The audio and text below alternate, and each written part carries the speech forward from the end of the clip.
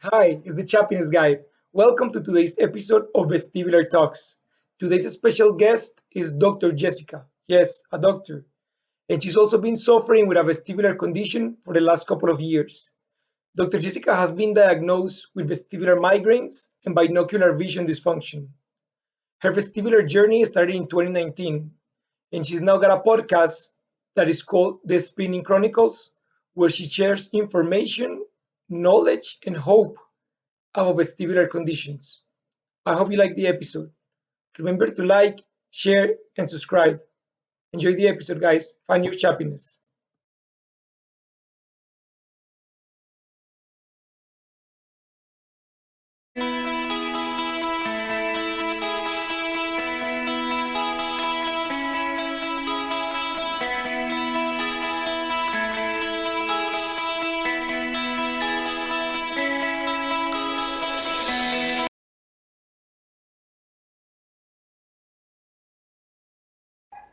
All right, Dr. Jessica, how are you today? I'm good. How are you? Thank you for having me today. No, thank you for taking the time to talk to us and teach us a little bit about your own condition. I really appreciate that. Dr. Jessica, do you mind telling us a little bit about who you are and how your journey began? Sure, that's fine. Like he said, I'm Dr. Jessica. I've been in the healthcare field for 16 years.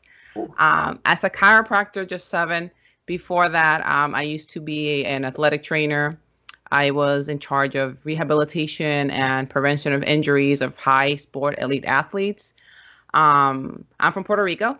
I was born in New York, but I was raised in Puerto Rico since I was 5. So I moved back to the States when I went to chiropractic school. That was 2010. So I've been in New York for 11 years now. Going to be this October. Mhm. I used to be a competitive weightlifter. Sports was my life. I lived in the gym, breakfast, lunch, dinner. That was my thing. My athletes were my life. My body was my life. I had a really healthy lifestyle. Um, I'm married for 7 years, 6 years. It's going to be 7 years this year. I have a 5-year-old son. My husband has been my rock throughout this whole thing. My first episode, I never had episodes of vertigo, dizziness, spells, or anything. Never in my life. Like I said, I lived a healthy lifestyle. Whatever grows from the ground, since I was raised in Puerto Rico, that's what we ate. We Mhm. killed our own chickens with my grandma. We ate what we planted and stuff like that. So I was raised in a really whole food nutrition type of lifestyle. Junk food we barely even ate at all. So we ate everything that we planted or consume or bought at the stores and cooked Monday through 7 days a week. Mhm. Um, my first episode, I still remember the day, was November 19, 2019. I was working. I was treating patients because I'm a chiropractor. So I'm a musculoskeletal chiropractor. I treat injuries, rehabilitate them. I love what I do. I love to work with my hands. Um, but in November 2019, I remember the day I was finishing with a patient. I was giving her some paperwork to sign for me because I was giving her some medical equipment for her to use at home that she Mhm. wanted. And I was looking down. I was signing my part because I'm the doctor, so I had to sign my part. And I told her, ma'am, come with me. I'm going to walk you down the hallway because I don't have to tell her name. I'll walk you down the hallway and then we can make your next appointment. And I've been treating her for months now. So we were really casual. So I let her walk first. So I'm walking behind, finishing signing. And the hallway is like probably like 10 feet long. So it's not a long hallway. Mhm. When I look up to walk, my whole body drifted into another room. Like I went like sideways, walking like I lost completely my right side. Mhm. And I work with a medical doctor too in the office. So when I went inside of that room, he tells me, "Are you okay?" And I was like, "No, I think something is wrong because I can't kind of stand up. I'm able to stand up straight, but I'm not able to walk in a straight line. Like my body tilts to the right." Yeah. Um, but I kept discharging the lady. Okay, see you tomorrow. Like nothing happened. And it was lunchtime, like specifically lunchtime that time. And I tell my receptionist, um, I think I have to go home because something is not right. I'm unable to focus my eyes. I'm seeing double, And then all I'm seeing is like sparkly little lights, like my vision is staticky. And my body felt weird, like I was walking in clouds. Like when you have these dreams that your body comes out of itself and you feel like you're walking, but you feel like you're not walking. Mm-hmm. So I tell my medical biller, maybe it's something that, I don't know, I ate something and I'm not feeling well, but something is not right. So let me call my husband because I don't think I can drive. I called the owner of the facility, let him know, look, I have to go to the emergency room because I'm also having heart palpitations. Like my heart was beating really fast, like in this fight or flight mode and anxiety. And I call my husband and I tell him like my chest, I can't breathe right because I'm getting all panicky. Mm-hmm. So I had his car. So he had to take an Uber from where we live to the office. And that was like the most expensive Uber ride ever.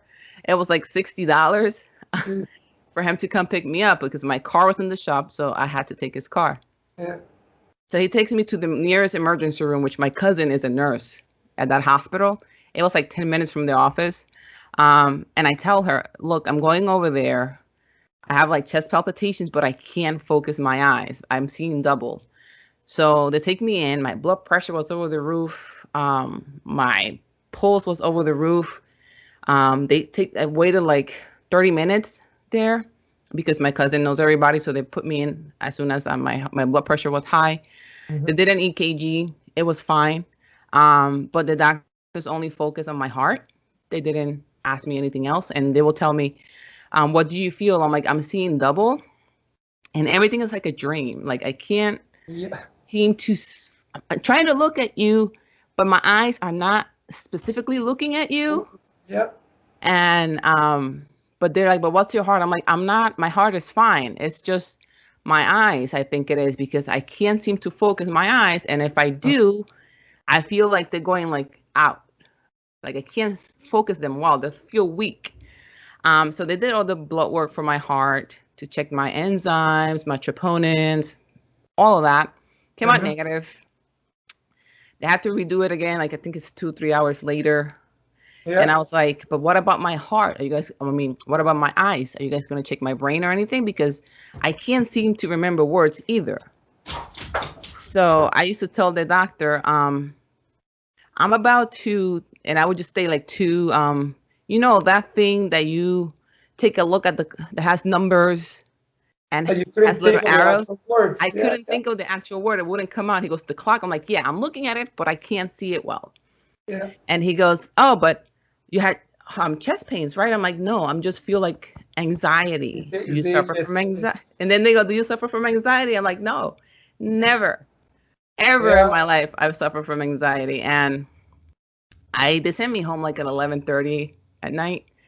My cousin took me home. They told me to make sure they diagnosed me with angina pectoris. Angina pectoris is just chest pain, chest palpitations. Mm-hmm. Told me to follow up with my PCP, which I didn't because I knew it was not that. I said to my husband, maybe if I sleep, it will go away. Maybe it's just like a random vertigo spell, which I didn't. I knew it was not vertigo because vertigo basically is spinning. Turning around, yeah. So I laid on the bed and I felt like my body was falling. Like it felt like I just went out at night and I drank too much and that spinning sensation that you get. And I was able to do either side. But while sleeping, I felt like my body was falling down into a hole. Yeah. So I woke up the next morning and I tell my husband, this thing is still here. I can't seem to focus my eyes. And every time I get like the bout of dizziness because it was not constant. The staticky vision, like the sparkly staticky vision was 24/7. Yeah. My eyes felt weak 24/7. I couldn't focus my eyes at all. I was seeing double 24/7. Like the picture and then a shadow over here and a shadow on the top and a shadow all around it. I will look at letters and I could close my eyes and still see the letters. Yes. I could read it with my eyes closed and see it. Yep. It was like an imprint in my eyes and my brain. It was still there. And then I think it was 2-3 weeks later, I think it was, we were eating, still dizzy. I still went to work dizzy. I was able to drive fine. I had no problems driving. Driving is when I felt normal. The only time I felt some dizziness is when I stopped the car and the cars would pass by I Yes. felt a warping sensation in my forehead. Like it felt like a little wave. I was like, ooh. So I'm like, come on, green, green, please, green. Yeah. Um, where I live, there's a lot of trains because you have a train that connects to the city in New York City. So I got a lot of that train passing by. That one sucks. So I only went to work, home to work in my car, nothing else. I didn't want to stay alone with my son because I was afraid that I might get a bout and then my husband was at work. What am I going to do? I didn't want to drive with my son in the car because I didn't know. Because at that point, my mind was my body's a ticking time bomb. So I don't know when it's going to happen or what's going to happen. So 2, 3 weeks later, we were eating, and then I went to the kitchen to get something to drink, and my husband calls me, and I turn around to look at him, and then I couldn't see him. Like I saw the periphery around, but I Okay. couldn't focus my eyes, and all I saw was for like 5 seconds, pitch black. I could see all around it. Like I Okay. could see this in my peripheries and surroundings, but I'm like, I can't focus. I can't see you at all. And he was standing right in front of me. So obviously, I go into panic mode. I'm like, take me to the hospital because I think this is a stroke because I can't see you. I can't remember words. So he takes me to the hospital, and this second hospital is the one that we always go to just in case. I got there. I told them what was happening, and as soon as I told them, they took me in, put me in an IV, gave me an antihistamine, which didn't do absolutely nothing, just make me sleepy. Make me sleepy. And then they told me, do you have headaches? I'm like, no, I have no headaches. Are you able to see me? I'm like, yeah, it just lasted like 5 seconds, 5, 6 seconds, but it was really scary. So they go, we're going to give you a migraine medication. And I'm like, what for? Because of the symptoms that you have. I'm like, okay, but I don't have no headaches. Mhm. But we're going to still give it to you just in case. So they checked my eye pressure. I saw like 6 different doctors come into that room. They did an EKG. They already did the blood work again for my heart enzymes to make sure. They sent me for an MRI and MRA with and Mhm. without contrast of my neck, head, and brain to make sure that nothing was going on. Um, that was the scariest thing because I was like already in panic mode. So going into an MRI with that thing so tiny, and then they put the key in your. Yeah. It's So that was interesting. I fell asleep because of the antihistamine. They had to wake me up. So everything came out negative. Everything was fine.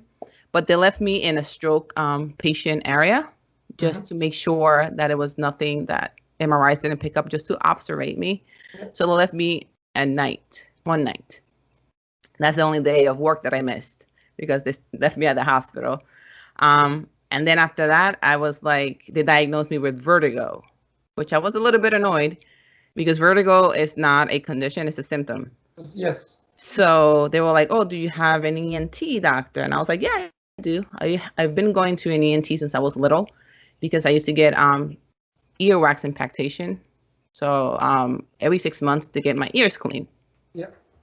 So I followed up with him. I think it was 2 weeks later after that. I went to work and all that stuff. And I remember telling him, oh, I was in the hospital twice, gave him the whole story, gave him all the paperwork.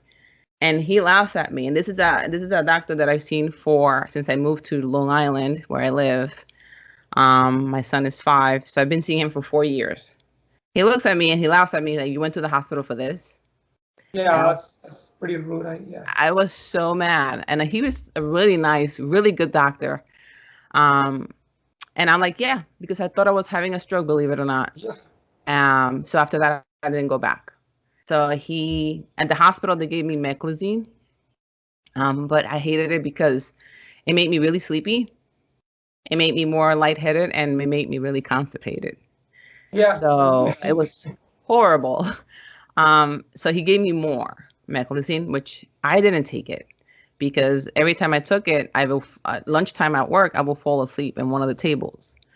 So I told the medical doctor I work with, he's a physiatrist, which is a physical medicine and rehabilitation doctor. Do you have an ENT that you know? He goes, yeah, I go to one. So he referred me to his. A young guy, like my age, approximately like 37, 38. He's an othologist that I didn't know he was one. Mhm. So when I go, And I told him the story. He tells me, I'm sorry that that other doctor laughed at you, but I think what you have is vestibular migraines. So he did the Dix Hall Pike. He put the goggles and all that stuff. He goes, but let me send you for an ENG test and the caloric testing, which was not fun. Yeah. And we're gonna set you up for a hearing test. My hearing is perfectly fine. Yeah. I hear every single thing. Never had fullness of ears. Never have tinnitus or tinnitus, however you want to call it. So when they did the ENG test, I barely have anything, barely any nystagmus, unless they did the caloric test that my eyes went crazy. And I did the test super fast. Like, I'm like, just get it over with. Images were fine. I was just fine. Everything came out. I have like, let me see, 4% in this one loss and 6% in this one. So it's not that much. So everybody starts to lose their balance because we get older. Our body starts to break down, which is normal. So that's when he said, I think what you have is vestibular migraine. And I was like, but I never had a headache. And he goes, oh, but you can get them without headaches. And I was like, but I don't think that's what I have, because then I went home. He gave me prednisone. He gave me prednisone and nasal spray. And he told me, stop taking the meclizine. Do not take it at all, because body's going to be reliant of that. And we want your body to retrain itself to compensate to what the problem that you're having. I'm like, great, because I don't like it anyways. So I stopped taking it. I took the nasal spray because I get seasonal allergies, which everybody does. And I think it was 3 weeks later, which I had a massive sinus infection out of nowhere. And it got a little bit worse, my dizziness. So I go back and I tell him, throughout this whole time, I was looking up vestibular migraine and the symptoms. And obviously with vestibular migraines or any type of migraines, you have to read the international classifications of headaches, the ICHD, something like that, 10, which is the newest one. And I clicked to the vestibular migraine one. I had none of the symptoms. None of them. And I went to him, I'm like, I think it's something else, because my ears are fine. I'm not having any of these symptoms. But the dizziness is worse since I'm sick. He gave me antibiotics, another round of prednisone, send me my way. So I was like telling my husband, I'm frustrated because I know this is not what I have. So I made an appointment with a neurologist that specializes in migraines, headaches, all that stuff. He did all his tests. He goes, you don't have vestibular migraines. I'm going to give you a physical therapy script for vestibular rehab. Do that therapy, and I'll see you back once you finish. I did rehab. He goes, I'm not going to give you any medications either. If the symptoms continue, which I doubt, then I will start trying trial and error with medications. So I did. That was before COVID. So I started vestibular rehab therapy in January, March. I did it until March, 3 months, because my balance was fine. It was just like a tiny of balance. Like I say, I graduated from vestibular rehab, but I still had a problem 24/7, and it was all in my eyes. So I started looking, reading, and then I found this thing from a doctor here that says, could it be my eyes? So I click it, and there's like a little questionnaire. You fill it out, and they call me the next day. You score really high. We need to see you. And I was like, at that time, my insurance was changing and stuff like that. So I was like, you have to give an $100 deposit just in case you cancel. And at that time, my husband had lost his job, so I was the sole breadwinner at that time. So I was like, I'll call back. So after that, my husband's, the insurance changed because my husband got another job. Insurance changed, and COVID hit. Yeah. So I saw this neuro-optometrist doctor online. I went to, first before COVID, I went online and I found her, which is near me. There's a website called NORAD, which is NORA, Neuro-Optometrist Rehabilitation Association. Okay. That's a good website that you can find a neuro-optometrist around your area. So I gave her a call. She did like a little initial exam on the computer, talked to me, and she did some tests on me. because after when COVID hit, some medical offices closed, some offices are considered essential. So when I went to see her, she did this test, and my eye IQ was really low. Mm. Like I don't know, out of 100%, my eyes were working at a 40%. So Okay. so I barely failed the exams. So that's again when COVID hit and she said, "Oh, I can't open my office. I can give you this software for you to do at home. Try to do it every day, and then once they let me open back again, I'll see you." That was part of Um, vision therapy, right? yes, vision therapy. So I've been doing vision therapy for about, so when she opened back was in May. So it's May, June, 13, 14 months, 13 months. I've been doing vision therapy still. I got prism glasses with a little tint on it, so the glare won't bother me. But the thing is, she said, I do have binocular vision dysfunction. So I was diagnosed with that. I have Yeah. convergence insufficiency and divergence insufficiency. I also have vertical and horizontal heterophoria. So I see double up and I see double to the sides, and my eyes can focus. But the thing is, I do have a stronger convergence now, but I have a weak divergence. So it's hard for me now to relax my eyes. Because I'm saying what happened to me, and I'll get into more detail in a bit, but I did the exercises for so long, so well for convergence insufficiency that now I have convergence excess because I focus so much my eyes doing the exercises daily that now I went too far. So now they are trying to bring them back to normal. And So, even so with yeah. my prism glasses, when I try to look at something that is far, I'm like squinting to try to like relax them, and I feel like they're so tight. But these are being helping. I got these in October of 2020 because I wanted to try them without my glasses. So she gave me a prescription without these lenses. Because she said, I want you to work out your eyes as more natural as you can without the help of other lenses to see where we can get. So we got to a point that my eyes just plateaued. That a plateau means that they just got stuck there. That I was not regressing, which is going back, and I was not improving, which is going forward. So then she said, okay, I think it's time for you to get the prisms. So now I do my vision therapy with my prism lenses. And she said, let's do a little bit tint, like an amber color, darker.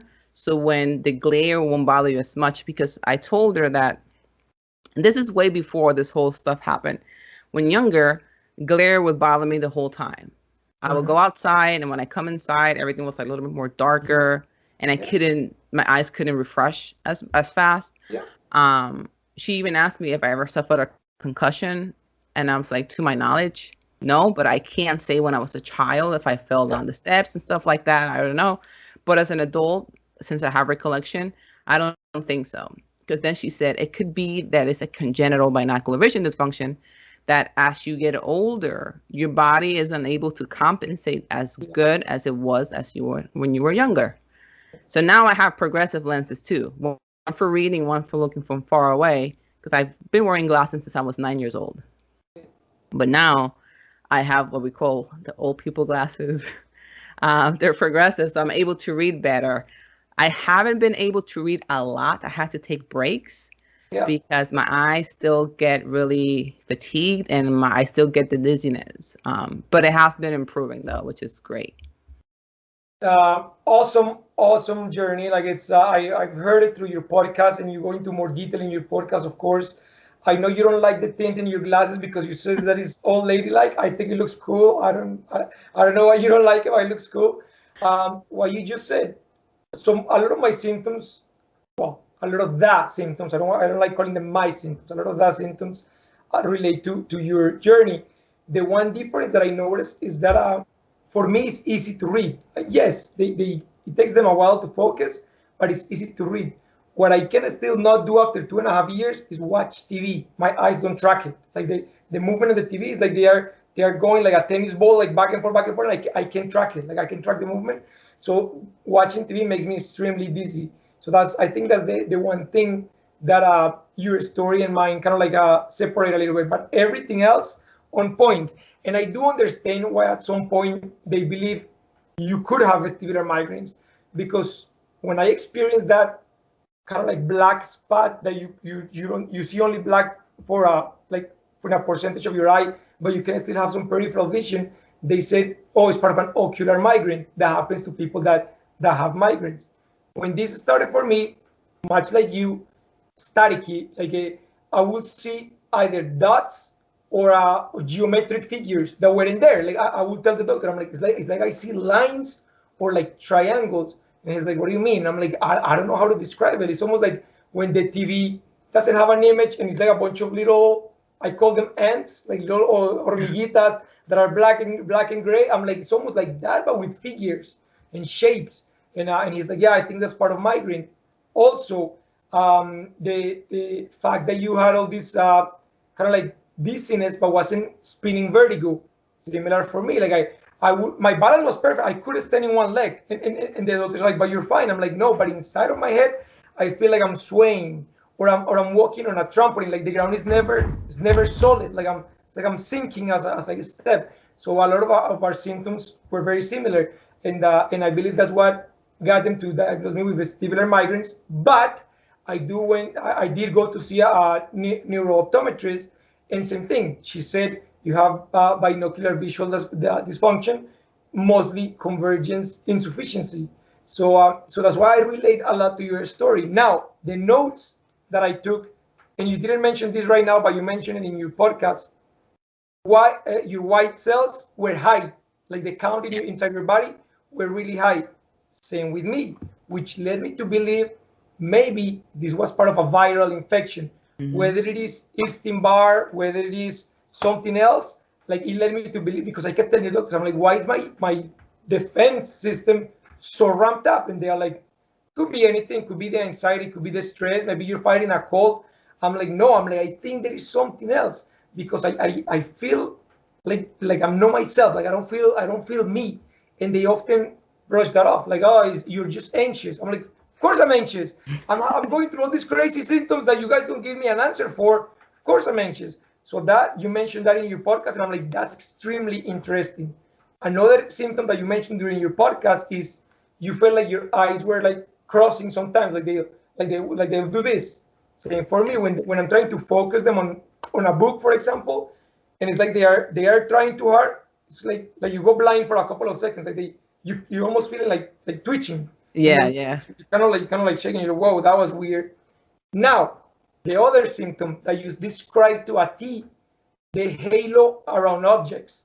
yes. Same thing. It's almost like I could see like an after image of things around them, and I would close my eyes 10, 20 seconds, and I could still vividly see the image as if I had my eyes open. And I'll say that to the doctor. I'm like, I can see like a glare around everything. And if I see something, I close my eyes and it's still there. So much so, Dr. Jessica, that I would see like, I don't know, this piece of paper here. I will close my eyes after reading all the words, turn this way, open my eyes, and almost I could picture everything in the same order. Yeah. And that stayed with me for a good year and a half. Like that took a while for it to go away. Yeah, same here. I believe that's why they thought that you were having a migraine, because all of these symptoms kind of are consistent with people that have migraines. The other thing that you didn't mention here, but you talk about in your podcast, weight loss. You said you tried the migraine diet to see if it was a migraine. You mentioned that the foods didn't really affect you, like changing whether having coffee or whatever else didn't. For me, that affects me. Like food is a trigger for me. So maybe that's part of like I'm like, maybe she does not have migraines because the food didn't affect you at all. But when this started, I was at 189 pounds. At the worst of this, I went down to 123 pounds. Like this, like I lost a ton of weight, which again, I link it to maybe it was a viral condition that our bodies were just trying to like flush it out, like cleanse themselves. Like what the heck is happening inside of us? Let's flush this out. So many of your symptoms are so similar to mine, even though our diagnoses are the same, because they told me I have binocular visual dysfunction and they told me I have vestibular migraines.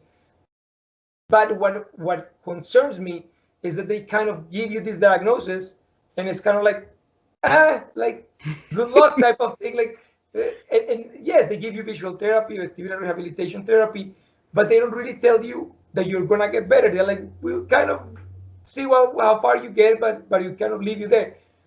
With all of this information that you have now, all the knowledge that you have now, how do you feel about your diagnosis? Do they give you peace of mind, or do you still feel that there might be something else that is there that they haven't figured out? Um, I think I came up with my own diagnosis because when I started to read about vestibular migraine, neuritis, because when I went to grad school, this is the thing about healthcare providers, medical doctors, DOs, chiropractors, doctors of physical therapy, whatever in the healthcare field. They talk about vertigo as a symptoms, but they don't specify the different branches that can cause vertigo. The most common one they talk about is BPPV, and they talk about Meniere's. Yes. Everything else, they don't teach you unless you specialize in that. So I used to tell my husband, I'm going to read this, but you have to help me because I need to know what's going on. So when I went through all these, the only one that resonated with me was binocular vision dysfunction. Because then I started reading the whole symptom list. I found this website. It's a neuro-optometrist website that links you to, I forgot the name of it, of this journal website that gives you every single symptom that a person with binocular vision dysfunction might have. If there were like 30 symptoms, I clicked off all 30. That was the only medical condition that I clicked off all 30. Yeah. Which I told my husband, this is crazy. I think this is what I have. And that's what made me go to see a neurooptometrist, because obviously balance disorders are coming from inner. People think it's inner ear, but people don't realize that your eyes take a role in that. The muscles in your neck, the muscles in your body, your joints. That's why they make you stand in 1 foot, 2 feet, so your ankles can have that proprioception, all that stuff. Even though I still have symptoms, they're not 24/7. I feel at my worst when I'm doing a lot of computer work at the office, because obviously I treat patients, so I have to type everything. Yesterday was one of the days that I felt at 100%, which I haven't had that in a longest time ever. But I do still get symptoms, neurological disorders, because any type of vestibular disorder is a neurological condition because it affects the nerves of your balance. That's a neurological condition. Those take time to heal. I'm aware of that. I'm aware that for a nerve to heal, millimeters or centimeters, how do you say centimeters?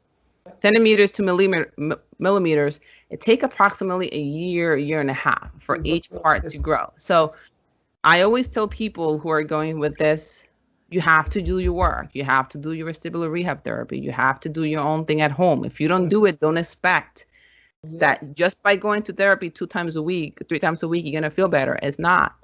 I'm going to be 2 years now in November with my vestibular disorder.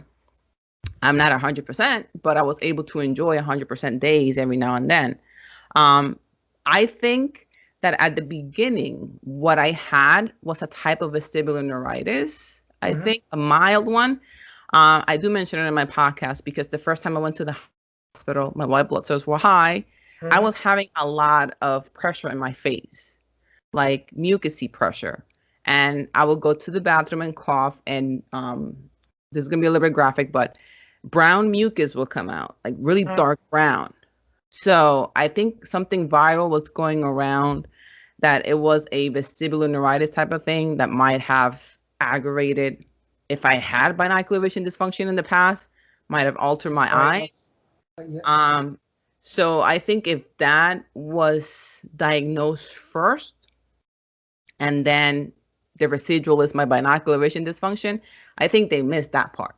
Because I remember saying to the doctors, but I'm feeling like a little bit ill. Like every time I had a bout, it was a sinus infection coming after that. And that right there is key, Dr. Jessica, because I've never suffered from allergies ever. When this started, I started having a ton of a postnasal drip in the back of my throat. Like it would flow, like I would feel it. It's gross, but I'll feel it flowing, especially when I lay down at night, flowing in the back of my throat. And I would go to the doctor. I'm like, I don't know why I have all this mucus inside of me. I've never had that before. He's like, oh, you have allergies. I'm like, but I've never had allergies. And he said, well, welcome to the club. Now you do. And I was like, but why? So again, this is part of why I feel that something that maybe, yes, maybe we were predisposed to have the binocular dysfunction or a vestibular insufficiency for some reason. But whatever viral condition attacked our bodies was kind of like the last straw. Like it kind of pushed our bodies over that edge and be like, okay, poof, now it's like a domino effect. Everything is falling after the other. So that was one thing. Also, something else that you mentioned in your podcast that a lot of people talk about, weed.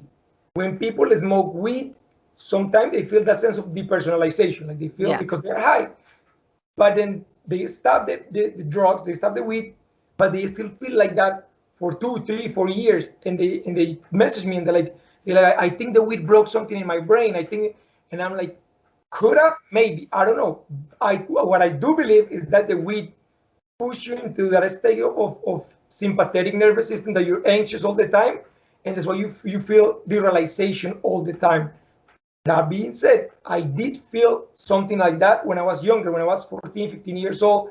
I've never tried weed before, and somebody offered me a weed cake. I was like, well, giddy up, let's see what this does. And I ate it, and I was high for months. Like I felt like I was in a dream-like state, like I wasn't me, like my soul was hovering above my body.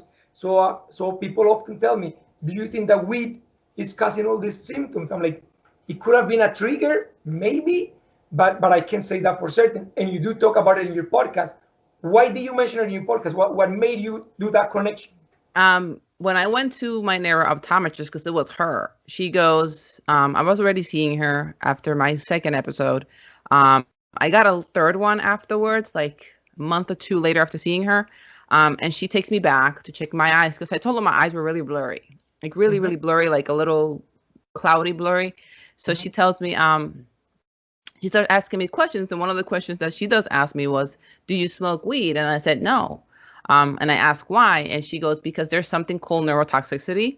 If you smoke or eat a bad batch of weed, because when you buy weed, nowadays this is legal in New York, but when it was not legal, people will buy impure, what's it called, impure weed. You don't know if there's mixed with something, laced with something. So it can cause neurotoxicity that can affect the nerve branches of your ear, your eyes. And that's why sometimes you can get either ocular migraines, feel like your derealization, your sympathetic nervous system is like out and about. But that's why she mentioned it. And I started reading about it, and it says that they talk about neurotoxicity, which is toxins in the nerve that stay put there if you smoke weed, because it's fumes, if you think about it. People talk about cigarettes, but they don't talk about that as well. It's still smoke being inhaled.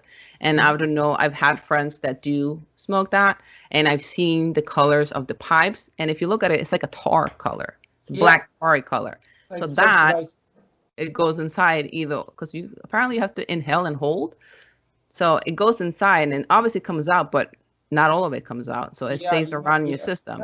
So that's one of the things that I'm reading about neurotoxicity. How can that affect your very, very interesting, because I've heard of neurotoxicity, but with mercury, like if we eat too much fish or sushi or whatever, then the levels of mercury kind of like get stuck in your head and you have neurotoxicity. But I've never heard of it with being with weed or the smoke from it. That's interesting. Funny enough, a guy that you talk about in your podcast, Brian Platzer, the guy that wrote the article in the New York Times or whatever. Yes.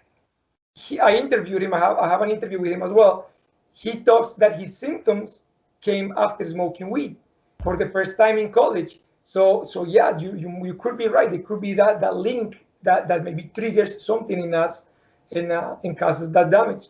Dr. Jessica, now, I know that when this first starts happening to us, not only the anxiety, but the fact that you feel like you start wondering what caused this. Like you start going through your head, like, what did I do? What might have done that triggered this? You were eating right. You were exercising. You're in the healthcare field. Did that, like the irony of that happening, did you feel at some point like guilt or betrayed by the universe? Like, why is this happening to me since I was doing everything else according to the book? Like, how do you feel? I was angry at the world for a while because of that. Like I said, I used to eat right. I used to work out. I didn't put anything in my body that doesn't belong if it's not food. Did I eat junk food every now and then? Yeah, because everybody does it. But I was angry for a longest time. I was going down this deep dark circle thinking like, why? But why me? Like nobody in my family has it. Why me? Why Yeah. doesn't can it be a person that, and this is me being my angry talk, why a person who does everything right has to go through this? Why can I be a person that does everything wrong go through this? You know? Yeah. That was one of the things I never thought about. Now that I'm in a better place, at that time when I was really angry, I will think about I will used to grieve and see pictures of me, of the previous me, and I would get Mm. so angry at the world, like so angry that I even tell about this in my podcast. I used to cry. I think I got to the point where I was depressed.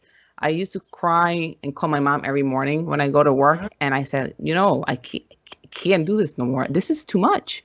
Like I Really? have at that time my son is 6 now. At that time, he was about to be 5. And I Mhm. was like, how am I going to be a mother to my child, a wife, a career woman, if I go to work and I get home and by 8 o'clock, my body is so drained from my brain trying to work so hard to focus that I get home, I take a shower and I go to bed. Mhm. Like, how is this even possible? How can life continue if you're feeling that you're smaller than an ant, smaller than a speck of sand, and you have no control of what's going on? And at Uh-huh. that time, I didn't have answers. I was still looking for my answers. I got to the point that I told my mom, I would prefer if I wasn't alive at this time because Mhm. I cannot continue with this. This is crazy. And then you read all these stories that you're never going to get better. I've been having Yeah. this for Yeah. 14, 15, 20 years. So I was keep going down and down and down. And I was angry, really angry. I come from a Catholic family, so my grandma, she's 84. She raised me in Puerto Rico. She's the one who, since I was 5 until I was 27, she was my mom, my support system. And I used to tell her, like, I am so angry at God. I'm so angry at life. I'm so angry at everything. I'm sorry. No, I understand it. It breaks me too. And she told me, even though it's a bad thing, stuff happens for a reason. And my husband tells me, you can't continue like this. My husband gave me tough love. My grandma gave me like this tough one. And my husband tells me, my husband is a pain management person. Like we do pain management, but holistically with him, he has like 5 back surgeries and stuff like that. Whoa. So he's like, think about this. How do you think I feel at, I'm 37 now, he's 35. At that time, he was 34. Me at 34 with having back surgery and I don't have function on my left leg. How do you think I feel? And after that, I was like, oh man, I Yeah, didn't think about that. that's a hard one I'm too. over, I'm over here dwelling about me, why me, why me, why me, and focusing on me. But he has a point. So after that, after talking to my grandma, after talking to him, after that, I was like, you know what? I think this happened for a reason. And the reason is probably for me to share awareness and look more into Mhm. this, and it has changed the way I view life now. Like before, before I even have my vestibular symptoms and all that stuff, I used to live on the grind. Go, go, go, go, go, go. Yes. If you're in my way, I will trample For you. You're in my sure. way, so get out. I need to get this done. Now I take my time. I wake up, I say thank you for another day. I take days as they come. When I have a great day, forget about it. It's party time. Yeah. But I don't worry about everything. I just focus on the way I am right now, my family, my job. And if it didn't happen, it didn't work. Um, Life keeps going, moving on. Like my friends even said, my mindset has changed completely to where I was before to where I am now. Like I'm night and day, complete different person, and I do see it. And it's all about mindset. Oh I'm yeah. not angry no more. I don't grieve the person I used to be before. I am thankful of the person that I am now. Who I was before, that's done. And it's interesting that you mentioned that because many of us that get these things, we were like that. We were high achievers. Like we were on top of the world. We were like go go go go go in the rat race, like being alpha, being the top, and then this brings you down to your lowest. And I understand you're heartbreaking, and mine breaks too, because when this happened to me, like I was the guy that never got sick, the guy that was always on top, and that made me cocky, confident but cocky, and maybe even arrogant. And when this hit me, it brought me to my lowest, and I would lay down on the floor because didn't have any balance, and I would tell my wife, I'm like, I don't want to live anymore. I think I can be a good husband to you if I'm useless, and I would look at myself and I say, and I wouldn't be a good dad to you if I can give you the life that you want. And I will cry and cry for hours, and the both of them will surround me with love and say, "Hey, hold on, I'm tearing up." They say it's gonna be okay. It's don't like you're not useless. Like we still love you, and we're gonna get through this. And much like you, I am not religious, but I am spiritual. I talk to God every day. I pray to God every day. I have a God and I are like this.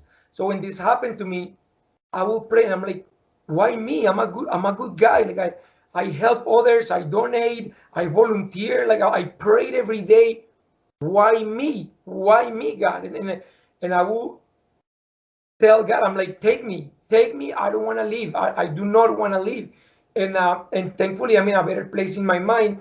But that Jessica, Dr. Jessica, this is why it's so important for us to raise awareness, because many people are in that darkness right now, and they don't have the support, the love that you had from your family and that I had from my wife and son. I know a lady from Chile. I'm not gonna mention her name right now, but she's in the first 6 months of this condition, or a vestibular condition, and her family keep telling her, "This is all in your head. You're making this up." They took her to a psychiatrist, and the psychiatrist basically came short of telling her, "Yes, you're crazy. The vestibular conditions don't exist. You're making this up in your mind for attention." So she called me crying, and she's like, "Is it true?" And I said, "It's not true." I'm like, every symptom that you're experiencing, every sensation is valid and is legit. And you've been to a neurologist that told you that you have a vestibular condition. So don't let some psychiatrist that has no heart or has not enough information about vestibular conditions tell you that you're crazy and that you're making this Yeah. up. That is not right. So that's why I love it that you have your podcast, that I have this video interviews, because we're raising awareness, not only for the people that are suffering it, but even for the people that don't have the symptoms, but they don't know enough about the vestibular system. So I think that you and I are on a path. Maybe this is our mission on life, maybe not, maybe we're meant for something else, but at least we're creating a path for others to follow, like for raising awareness. And we're gonna, like, how would I say this? Like, I don't want to say we're gonna be pioneers, but we're gonna probably be some of the first people to make the invisible visible. Because with your podcast, with this, with other people, with the Vestibular Disorders Association, like everybody's working together to validate our symptoms and our conditions. So thank you for that. Dr. Jessica, what does the future hold for Dr. Jessica? I have so many plans. Um, I like I said, I take it day by day, but my plans is I currently work for somebody, but I want to open my own office. That was my plan before my whole vestibular disorder started. I was planning on that, but then I got my vestibular disorder, and then COVID hit, so that was like a little tempered on that. Um, but the future, what that I want is I want to continue to help as much people as I can. I've always been a helper. I always been empathic towards people since I was a younger age. I always wanted to be a doctor, so obviously that's what I became. But I do want to continue to spread awareness about vestibular disorders. My plans were to become get my diplomate degree in functional neurology, specializing in vestibular disorders. Nice. So that's in there in my plans to get. Because I wanted to own a practice that it was sports rehabilitation, because that's my strong background. But since all of this hit, I remember sitting on the floor and a light bulb went off, and I was like, okay, I don't want to do that no more. I think I want to do this. So I think that's what the future holds for me. Have a healthy lifestyle with my family, being able to see my son go to college eventually, grow old, and spread as much awareness out there as I can about these vestibular disorders, and be part of the community that if I cannot help, I can help them find somebody that can help them in their area. and hoping that everybody who is suffering with these vestibular disorders can get some answers, because answers, I think, is the best thing anybody can get at these moments. Yeah. But I don't think that far away about my future. I just, like I said, I just take it day by day. But those are my plans. Those are my short-term plans. I don't Right. have I don't have a 10-year, 20. No, I just 5-year short plan. Good. Good. Before I forget, I did interview two ladies from the Neurooptometry Center of New York, something like that. I will go back to my videos and find it, because I think you might live close to them, and they do something with microprisms.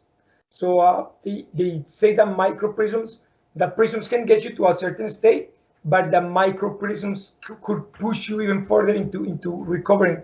So if you ever want to check them out, I'll try to find the info and send it to you in case you're curious about that. Sure. That's interesting. Because there's two neurooptometrists that live close to me. The one that I do my vision therapy, and the one that does also, because I see two doctors, but they work together. Like I said, one of the things that I didn't mention is having a team with this is the best thing you can have. Oh yeah. Like having doctors that they get along and listen to you, and building this team that you need, like vestibular therapists. My vestibular therapist and my two neurooptometrists work together. That's a great thing, because everybody has to be in the same page. So I have one that does my vision therapy, and I have one that gives me the lenses. So the one that gives me the vision therapy is like 20 minutes north, but the one that I think you might be mentioning is, I think it's Neurovisual Center of Garden City. I have to check the exact name. Because it's two ladies. That's why I said two ladies, female doctors. Because I do go to two female doctors that are in close to me where I live. So, but it could be in the city too, because the city has all these doctors too as well. Yeah, I'll double check and I'll let you know. I'll send you a message when I find their actual name. Dr. Jessica, where can people find you if they want to learn more about you? Oh, sure. You can look me up on Instagram. It's I forgot my name. _spinning_chronicles. There I put everything about vestibular disorders. You can also listen to my podcast. It's also called The Spinning Chronicles, Living with a Vestibular Disorder. It's in Anchor, Spotify. But if you do follow me in Instagram, the link is in my bio. So you can follow me there. But there in Instagram, my Instagram is just little tidbits of knowledge, healthcare, reflective knowledge, and all that stuff that I love to share with people. I did the podcast because, like I said, a lot of people can focus their eyes on the computer at the moment. So I decided to do the podcast for people that can listen to it at least, because I was in that boat for a while. But those are the two things that I normally do, besides being a chiropractor. But Instagram is the place you can follow me. And also I'm part of 2 vestibular support groups and Facebook. Okay. Also. Dr. Jessica, this channel is called Find Your Chappiness. So find your happiness. How does Dr. Jessica find her chappiness? My 6-year-old now. My 6-year-old keeps me on my toes. Yesterday was his 6th year birthday party. So that's nice. My happiness. That's the one that makes me wake up in the morning and makes me go. Yeah. Nice. It's been an absolute pleasure talking to you. You've learned a lot through your journey. Your podcast is very informative as well. Also, I've been meaning to say this since we started the video. You're rocking the beautiful Latina curls. Like I love that hair. Like that hair is awesome. I'm like, oh, but she's got the curls so perfect and everything. Yeah, so, this is my natural curl. Congrats. Thank you. And it's so hot today and humid. So I was like, oh God, I hope they stay nice. Yeah, no, they're very nice. My natural hair color, my natural color, my natural curls and everything. Yeah. Cool. Very good. Thank you. And I hope that at some point, if you're up for it, we could make the interview as well in Spanish to help out. Oh yeah. Yeah, that's fine. Spanish speakers that might be going through something similar, and they don't, in Latin America, they don't have enough resources of information about stuff like this. So I feel that if we can at least put that little grain of sand that they can hear our journeys and be like, oh, I identify with that, I think that could give them a bit of hope. So if you're ever up for it, let me know. Oh yeah, anytime, sure. Like I said, I speak fluently Spanish, write, read it. So that's fine with me. I have no problem. Awesome. Well, thank you very much. Enjoy your weekend with your family. And yeah, we'll chat soon again. Okay, thank you. Bye. Okay, bye.